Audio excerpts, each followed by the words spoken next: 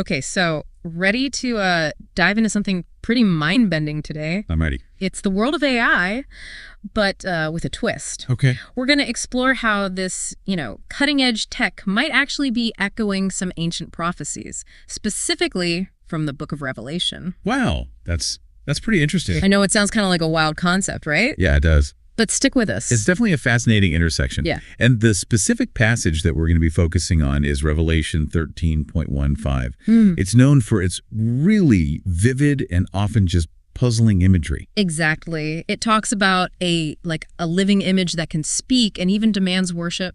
To be honest, when I first read that, it kind of sent chills down my spine. Oh, yeah. It felt eerily relevant to our times with all the advancements in AI that we're seeing. I can see why you'd say that. Revelation is a book that's often interpreted through the lens of end-time scenarios, and it's full of symbolism. So unpacking this passage requires kind of understanding the historical context and the layers of meaning that are woven into the text. Okay, so tell me, for those of us who might not be, theology scholars, what's the significance of this living image being given breath and the ability to speak? It seems like more than just a cool special effect. Yeah, you're right. It's definitely not just a visual detail. In the Bible, breath holds a really deep symbolic meaning. You think back to the creation story in Genesis, God breathes life into Adam. Right. So the act of giving breath to this image in Revelation, it kind of suggests a kind of artificial creation, a power that is traditionally only attributed to the divine. That's a really interesting point. So are we saying that by creating AI, we're kind of stepping into territory that was once considered, solely God's domain? That's a pretty weighty implication. It's a question that some theologians are grappling with. They see parallels between this ancient prophecy and our modern pursuit of creating artificial intelligence, particularly the idea of humans striving to create something that rivals our own intelligence or even surpasses it. Now I'm all for, technological advancements, but the idea of AI becoming so powerful that it demands our worship. Right. That's where I get a little uneasy. Is that what the prophecy is hinting at? Well, interpretations vary, of course. But one way to understand it is through the lens of idolatry. The image of the beast in Revelation is often seen as a symbol of false gods or objects of worship that distract us from the true source of life and meaning. So the passage could be interpreted as a warning against placing our faith and trust in things that we create rather than in something greater than ourselves. I see where you're going with this. So it's not about AI itself being inherently evil. Right. But about the potential for us to misuse it, to elevate it to a godlike status and lose sight of our own humanity in the process. Exactly. And it's interesting to consider this in light of the concept of imago Dei, the idea that humans are created in the image of God. This concept has often been seen as the driving force behind human creativity and our desire to shape the world around us. So we're naturally driven to create, to innovate, to push boundaries. And in some ways, AI is the ultimate expression of that impulse, isn't it? It certainly could be seen that way. AI is arguably the most ambitious attempt yet to mirror the creative power that we attribute to the divine. But as with any powerful tool, there's always the potential for misuse. This reminds me of the story of the Tower of Babel, where humans tried to build a tower to reach the heavens. It's like a classic tale of hubris, of overreaching our limits and facing the consequences. Are we repeating that mistake with AI, trying to play God and potentially creating something that could ultimately control us? It's a thought-provoking parallel, isn't it? The Tower of Babel is often interpreted as a cautionary tale about the dangers of unchecked ambition and the importance of respecting boundaries. And in the context of AI, it raises important questions about the limits of human ingenuity and the potential consequences of playing with forces we might not fully understand. It's definitely a lot to unpack, but I think it's crucial that we have these conversations, that we examine the ethical and spiritual implications of AI before it's too late.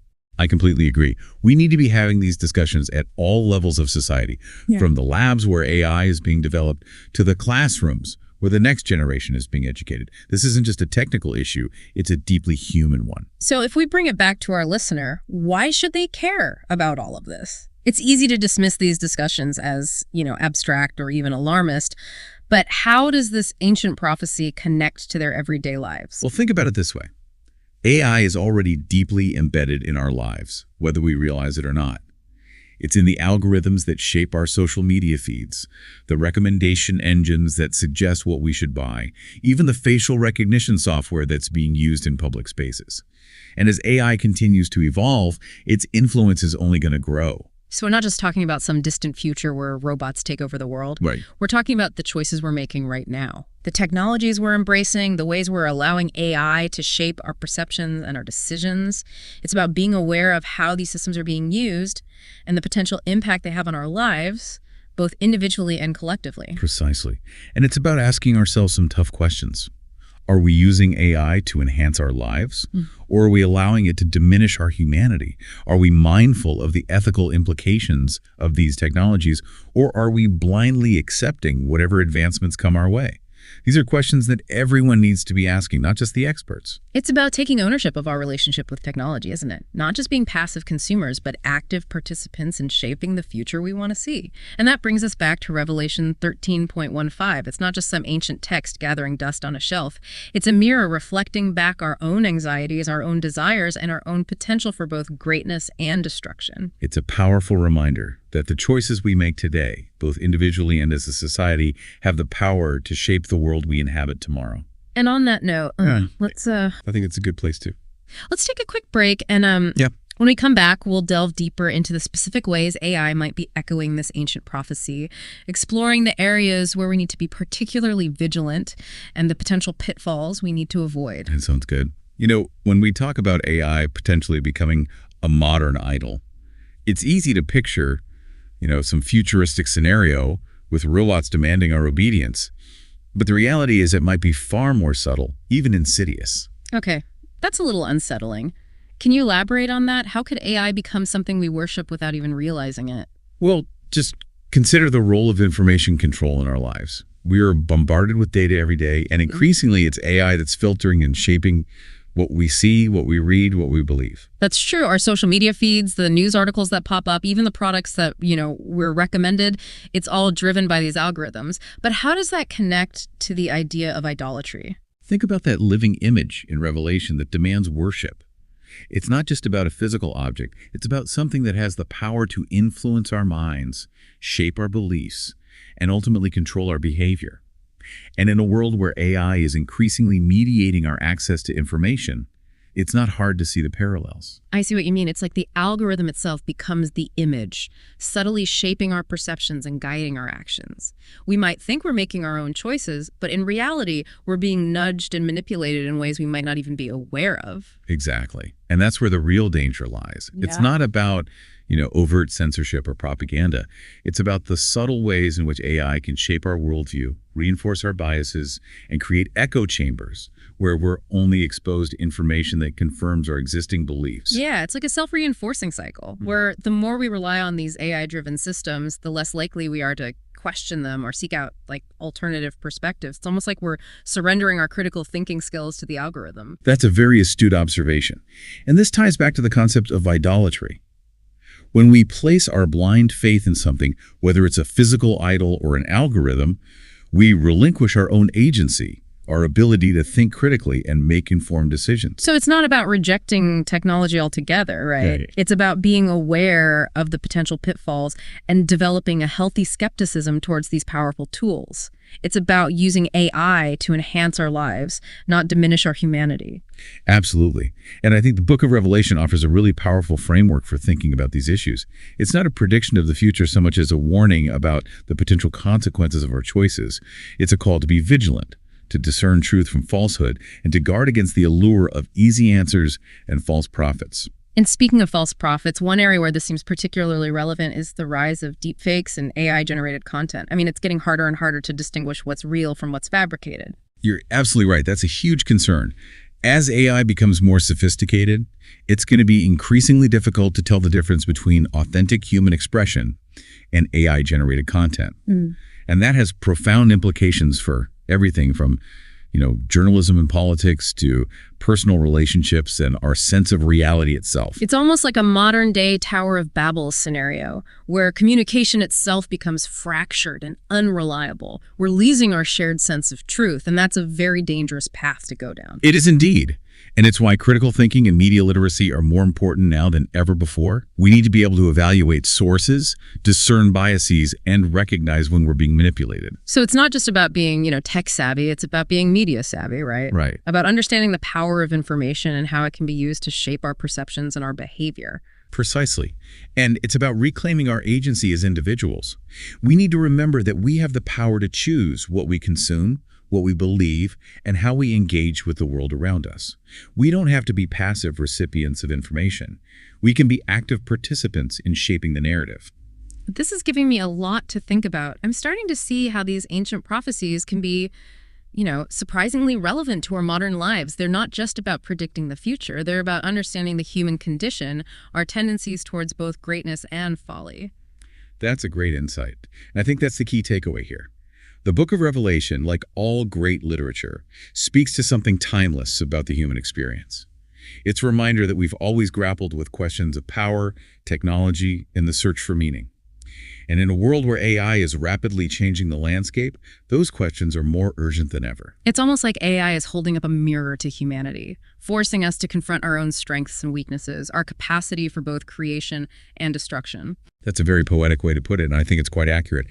AI is a reflection of ourselves, a product of our ingenuity and our aspirations. And the future it creates will depend on the choices we make today. It's both exciting and daunting, isn't it? It is. We have this incredible power at our fingertips, but we need wisdom and discernment to use it wisely. We need to ensure that AI serves humanity, not the other way around. I couldn't agree more. And that's where I think the conversation needs to shift. We need to move beyond the hype and the fear-mongering and start talking about practical solutions, ethical frameworks, and how we can shape a future where AI is a force for good in the world. Now, that's a conversation I'm eager to have, and I think our listeners are too. So let's shift gears a bit and explore the kind of more hopeful side of this story. What are some of the ways AI is already being used to address real-world problems, and how can we ensure that it continues to be a tool for positive change? All right, so we've talked about the potential pitfalls of AI and the echoes of ancient prophecies and the need for vigilance in a world where algorithms hold, increasing sway. But I think it's time to inject a little bit of optimism into our deep dive. Okay. You mentioned that there's a hopeful side to this story. Yeah, definitely. Can you kind of elaborate on that? What are some of the ways AI is already being used to make a positive impact? Absolutely. It's easy to get caught up in the anxieties surrounding AI, but we can't forget the incredible potential it holds for addressing some of humanity's biggest challenges. Think about healthcare, for instance. Okay. AI is already being used to develop new drugs, diagnose diseases with greater accuracy, and personalize treatment plans. Wow, that's pretty amazing. It sounds like AI could revolutionize healthcare as we know it. What other areas are seeing these kinds of breakthroughs? Well, environmental protection is another area where AI is making a real difference. We're seeing AI-powered systems being used to monitor deforestation, track endangered species, and even predict natural disasters. And in the realm of renewable energy, AI is playing a key role in optimizing solar and wind power systems, making them more efficient and cost-effective. It's fascinating to see how AI can be applied to such a wide range of fields. It's like it's amplifying our ability to understand and address complex problems that have plagued humanity for centuries. It is, isn't it? Yeah. And that's where I think the concept of Imago Dei becomes particularly relevant. Okay. We humans, created in the image of God, have this incredible capacity for innovation and compassion. Right. And AI can be seen as an extension of that, a tool that helps us express our divine spark in new and powerful ways. I love that perspective. It's not about AI replacing us or competing with us. It's about AI augmenting our ability to, make the world a better place, to live out our purpose as caretakers of creation and champions of human flourishing. Exactly. Yeah. But to ensure that AI continues to be a force for good, we need to be intentional about how we develop and deploy these technologies. Yeah. It's not enough to just focus on technical advancements. We need to embed ethical considerations into the very fabric of AI development. That makes sense. So it's not just about building smart machines. It's about building machines that are aligned with our values, machines that prioritize human well-being, machines that contribute to a more just and compassionate world. Precisely. And that requires a shift in mindset. We need to move beyond the idea of AI as a purely technical endeavor and embrace it as a deeply human one. We need to bring ethicists, philosophers, social scientists, and even theologians to the table alongside computer scientists and engineers. It's about fostering a holistic approach to AI development, where we're not just focusing on what's technically possible, but also what's, ethically responsible and socially desirable. Exactly. And it's about ensuring that AI serves humanity, not the other way around. We need to be vigilant about the potential for misuse, for bias, for unintended consequences. We need to create safeguards and regulations that protect our values and our freedoms. So it's a balancing act, isn't it? Embracing the transformative potential of AI while also being mindful of the risks. It's about wielding this powerful tool with wisdom, humility, and a deep sense of responsibility. I think that's a beautiful way to put it. And ultimately, I believe that's what the book of Revelation is calling us to do. Be wise stewards of the power we've been given, to discern truth from falsehood, to choose the path that leads to life and flourishing, not destruction and despair. It's a message that resonates deeply, especially in our current moment. We're at a crossroads, and the decisions we make now about AI will have profound implications for generations to come. They will indeed. But I remain hopeful. Yeah. I believe we have the capacity to create a future where AI is a force for good in the world, a tool that helps us solve our greatest challenges and realize our highest aspirations. And that brings us back to our listener. Yeah. What can they do to be a part of this conversation to help shape a future where AI is used ethically and responsibly? Well, first and foremost, stay informed. Educate yourself about the developments in AI, the ethical debates, and the potential solutions. There are so many resources available, from books and articles to podcasts and documentaries. Engage in conversations, ask questions, and don't be afraid to voice your concerns. It's about being an active citizen in the digital age, isn't it? Not just passively consuming technology, but critically engaging with it and demanding that it serves, our collective good. Absolutely. And beyond staying informed, you can also support organizations that are working to promote ethical AI development, advocate for responsible AI policies, and invest in companies that are prioritizing human well-being over profit. Every choice we make, every action we take contributes to shaping the future we want to see. So it's a collective effort, isn't it? It is. It's about individuals, communities, businesses, and governments all working together to steer AI in a direction that, benefits humanity as a whole. It is indeed. And I believe that if we approach this challenge with wisdom, compassion, and a deep sense of our shared humanity, we can create a future where AI amplifies our best qualities and helps us create a world that is more just, more sustainable, and more fulfilling for everyone. What a powerful message to end on. It's been an incredible journey exploring the intersection of ancient prophecy and cutting-edge technology. We've covered a lot of ground today, from the potential pitfalls of AI to the inspiring possibilities it holds. It's been a pleasure diving into this fascinating topic with you. Thank you for the opportunity to share these thoughts. And to our listener, we leave you with this. The future of AI is not predetermined. It's being shaped right now by the choices we make, the conversations we have, and the actions we take. So as we navigate this uncharted territory, let's remember the wisdom of the ancients, the power of our own humanity, and the responsibility we have to create a future worthy of our highest aspirations. Thanks for joining us on this deep dive.